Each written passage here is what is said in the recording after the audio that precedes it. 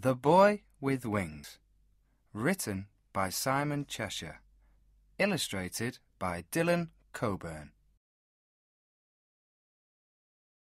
Dalius and Icarus.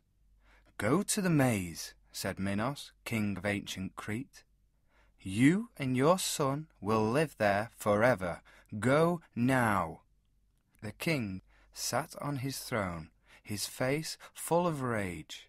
In front of him stood Dalius, the brilliant inventor.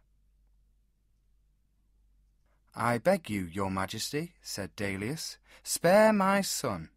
I was the one who helped your enemy, the hero Theseus. My son knew nothing about it." "You'll both be punished," cried the king. "Dalius, you are a clever man, and you have served me well in the past. Now you've let me down and angered me. You must face up to what you've done. Go now and never come back."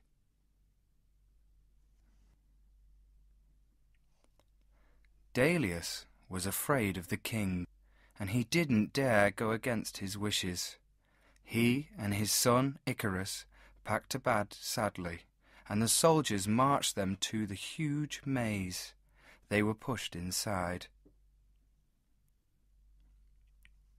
The maze had been built by Dalius himself on the orders of the king. Inside the maze was a minotaur, a monster who was half man, half bull.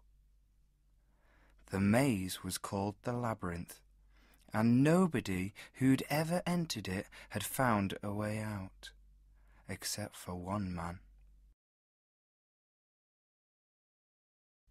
A Greek hero called Theseus had killed the Minotaur and had escaped from the labyrinth using a ball of string. Then he'd run away from Crete, taking King Minos' daughter Ariadne with him. The king was furious with Dalius for helping Theseus and by giving him the string. Dalius and his son were sad and frightened in the maze. "Don't you know the way out of here, Dad?" said Icarus. "You built this place." "It's so large," said Dalius, "that without a map, even I can't escape from it." "Even if we do find a way out, the king's guards will send us back. We'll be in here forever," said Icarus. Dalius thought and thought. At last, he had a clever idea. "The king's guards are on the ground," he said. "They can't fly up into the air." "Neither can we," replied Icarus. "Don't be silly, Dad." "I'm an inventor," said Dalius. "I have lots of things packed in my bag. Here's some wax, and here's some feathers. I have sticks, too. We can make wings. Look!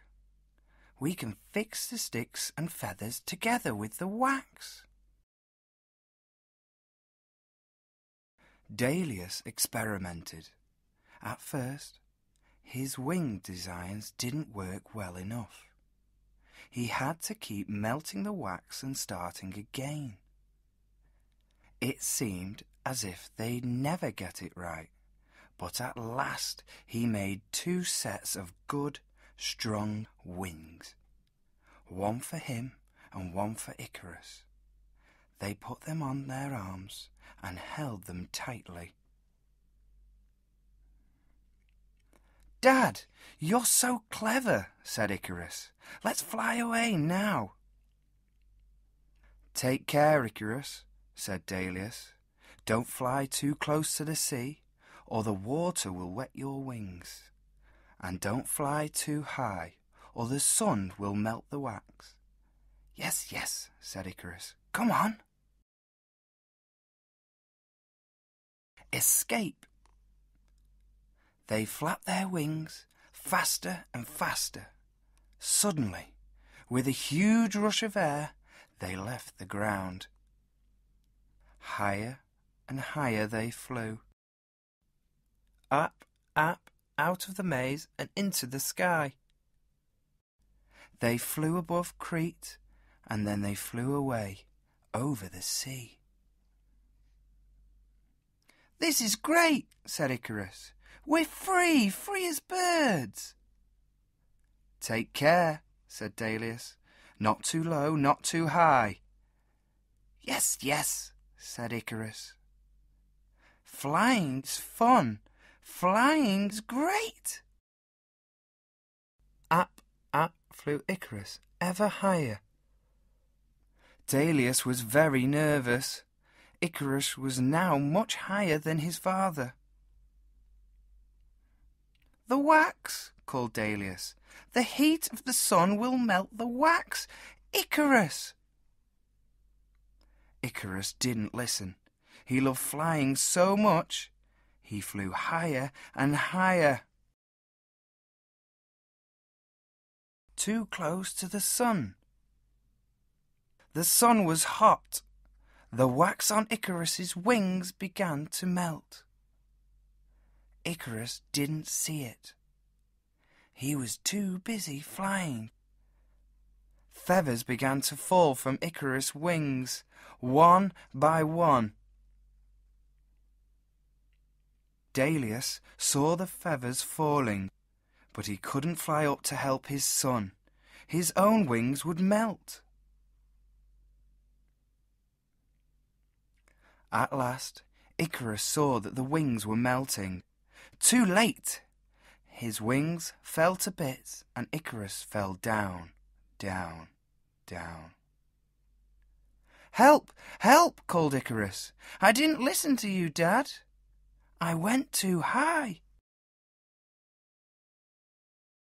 Icarus fell into the sea. He tried to swim, but his melting wings got in the way. Dalius flew down to help, but he was too late. Icarus slipped beneath the waves. Down, down into the sea he went. Dalius flew on, over the sea. He felt very sad and very lonely. He'd escaped from the maze, but now his son was gone. If only Icarus had listened to his father.